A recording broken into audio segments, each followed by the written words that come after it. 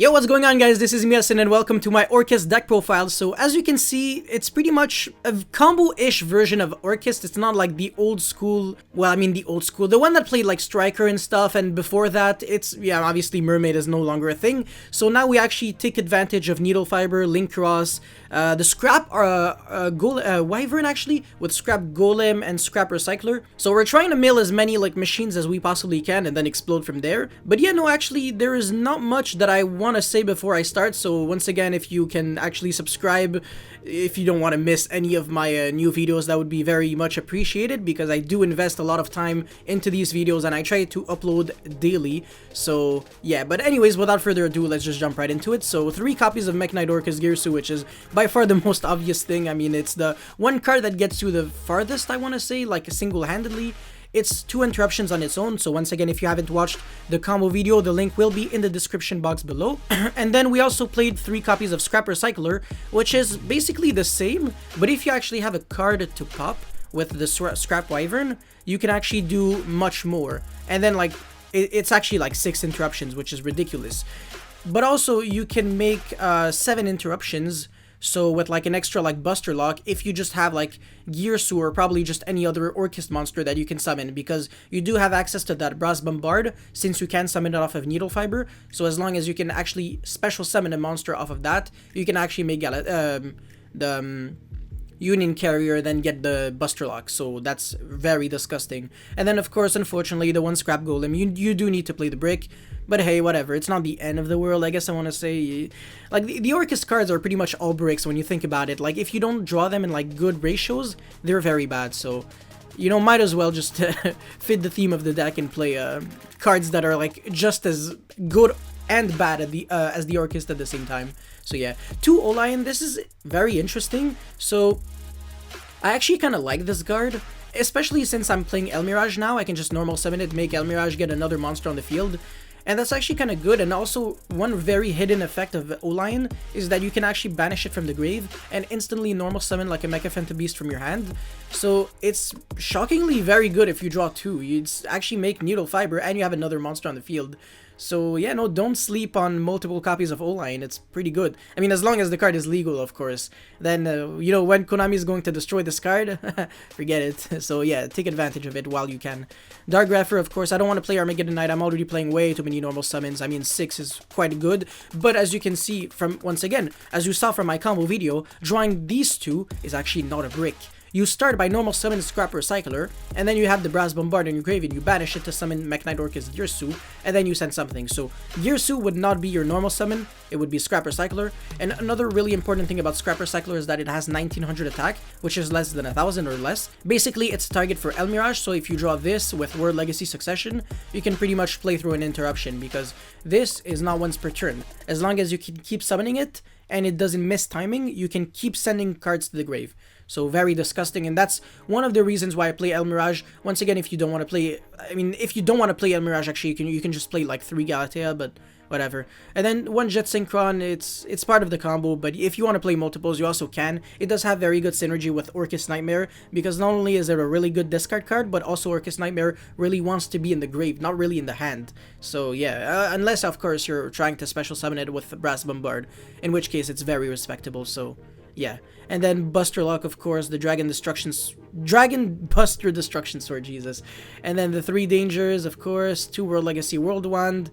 I also like using the effect of this card because you send it really often with Gearsu, and then once it's sent to the grave, you can special summon World Wand from your hand. So drawing 1 World Wand when you're playing 2 is actually very good. It's basically like drawing a special summon card, and it does have a really good effect. I mean, it special summons any Orcust from the banished, so very disgusting card. Then 3 Orcust Nightmare, of course. You know, it's no longer like a brick, so yeah. Then 2 Symbol Skeleton. I didn't want to play 3 because it's not a starter on its own, so yeah.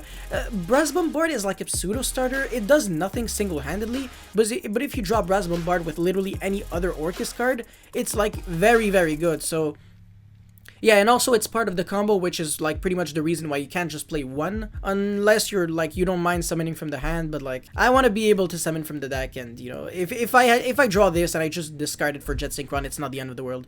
So yeah, or 3 Orcust Return, of course.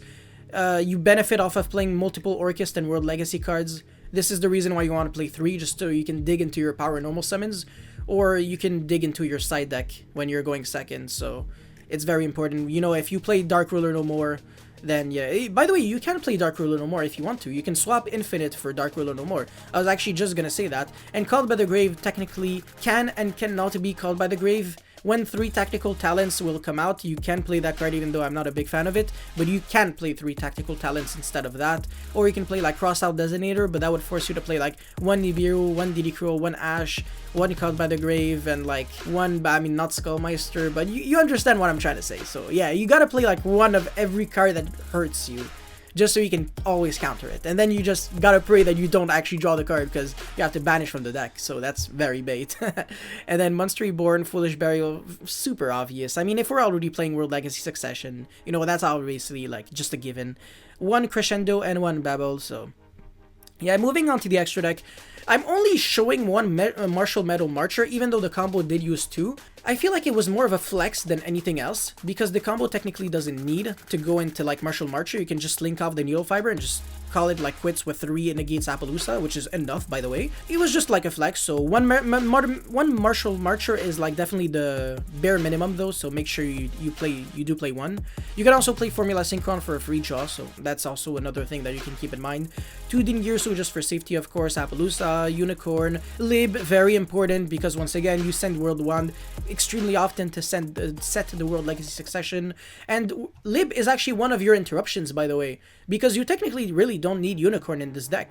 You can just link off the Lib with Masquerena and like something else to make Appaloosa for like 2, 3, or 4, and then Lib will actually shuffle back a card on the field, because if it leaves the field like sent to the grave as a link material, it will shuffle back a card without targeting.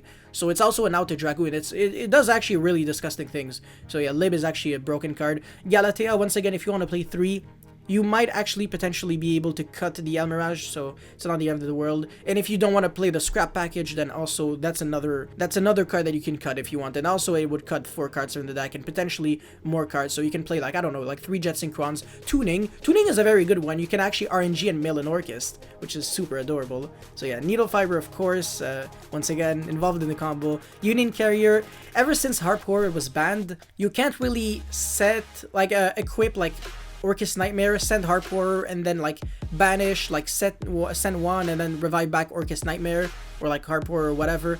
That doesn't work because Harp Horror is banned, so the only thing that the Union Carry really does is equip the Buster Destruction Sword.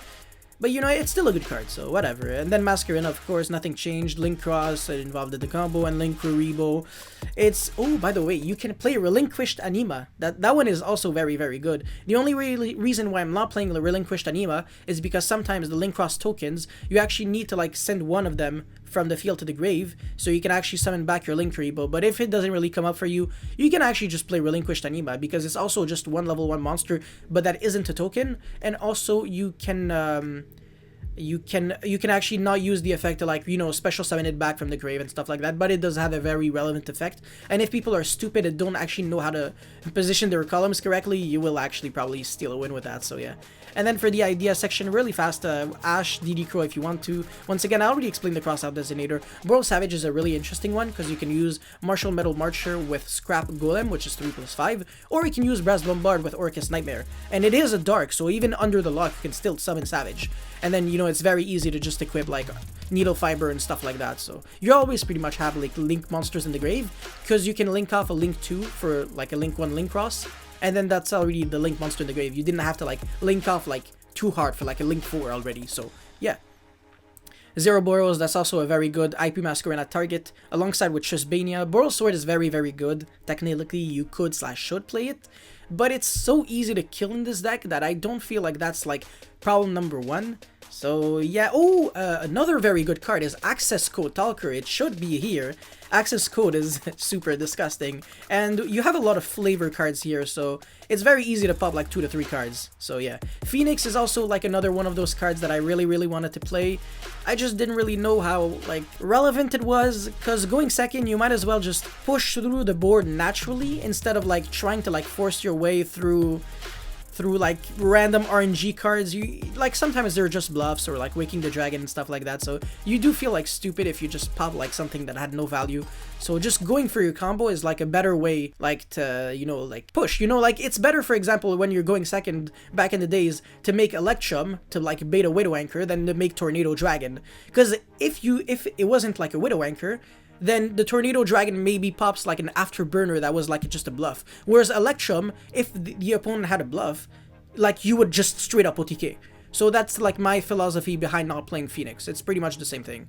And then of course the Galatea. Anaconda if you want to play like Dragoon or Winda, but it's too much extra deck space. I actually don't recommend it at all, so yeah. And then of course Eradicator if you want to play like, if you just want to like on game 2 and 3. And it's like a one card that just kind of clears Mystic Mine and stuff like that. And reboot for trap decks.